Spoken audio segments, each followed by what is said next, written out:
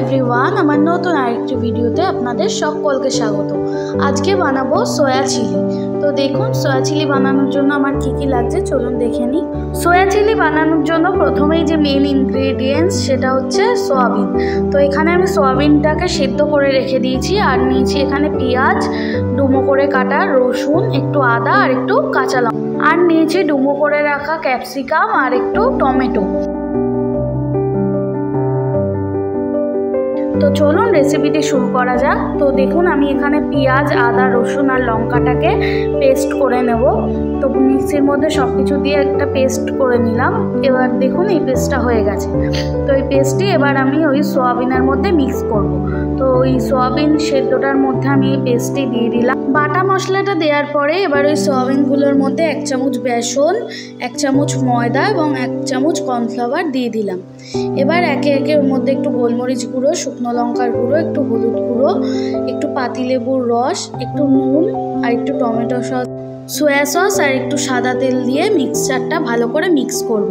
এর মধ্যে একটা ডিম চাইলে দিতে পারেন, আমি ডিম দিয়ে করেছি। আপনারা যদি নিরামিষ খেতে চান তো ডিম, পেঁয়াজ, রসুন এগুলো বাদ দিয়েও করতে পারেন। তো দেখুন আমি এখানে একটা ডিম ফাটিয়ে দিয়ে দিচ্ছি। এবার এটাকে ভালো করে মাখাবো, যাতে সোয়াবিনটা ভালো করে কোট করবো, যাতে সোয়াবিনটা গায়ে প্রত্যেকটা মশলা ভালো করে লেগে যায়। দেখুন আমি এখানে সোয়াবিনটা ভালো করে মাখিয়ে নিয়েছি। সোয়াবিনগুলোর গায়ে ভালো করে মশলাটা মাখিয়ে নিয়ে এটাকে 10 মিনিট মতন চাপা দিয়ে রেখে দেব। তো চলুন 10 মিনিট মতন এটা চাপা দেওয়া থাক।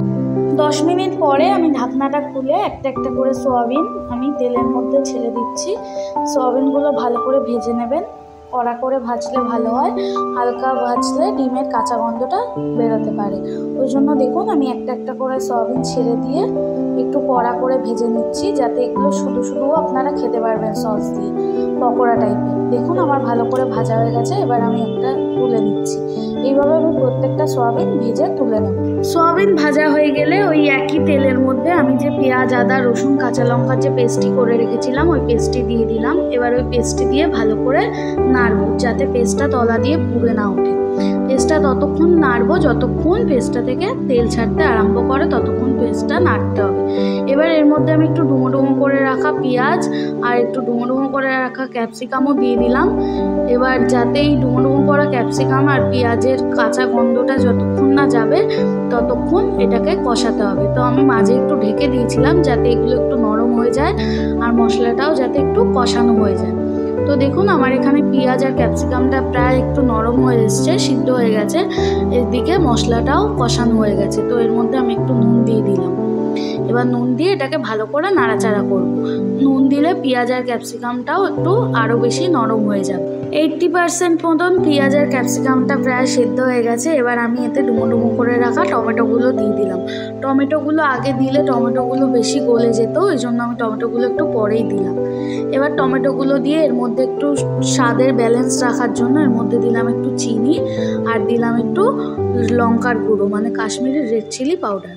তো এটা দিয়ে ভালো করে নাড়াচাড়া করে এর মধ্যে দিয়ে দেবো এবার সোয়া সস, এবার টমেটো সস আর একটু চিলি সস। এই তিনটে দিয়ে ভালো করে নাড়াচাড়া করে দেখুন সুন্দরভাবে সসটাও আমার মশলার সব কিছুর সাথে মেশানো হয়ে গেছে। 1 কাপ গরম জলে 1 চামচ মতন কর্নফ্লাওয়ার দিয়ে ভালো করে গুলে নিয়েছিলাম। এবার সেই জলটাই আমি এখানে দিয়ে দিলাম। অবশ্যই গরম জল ইউজ করবেন, ঠান্ডা জলে কিন্তু রান্নার স্বাদটা নষ্ট হয়ে যায়। তো দেখুন আমি এখানে ওই কর্নফ্লাওয়ারগুলো জলটা দিয়ে ভালো করে নাড়াচাড়া করে নিয়েছি। এবার এটিকে আমি এবার এটিকে 5 থেকে 10 মিনিট ফুটতে দিলাম। দেখুন আমার সোয়াবিনটা প্রায় ফুটে উঠেছে। এবার এটিকে আমি একটা বোলে সার্ভ করছি। রেসিপিটা আপনাদের কেমন লাগলো অবশ্যই কমেন্ট করে জানাবেন। ভালো লাগলে আপনারাও বাড়িতে ট্রাই করবেন। দেখা হবে নতুন কোনো ভিডিওর সাথে। সবাই ভালো থাকবেন, সুস্থ থাকবেন, সাবধানে থাকবেন। টাটা।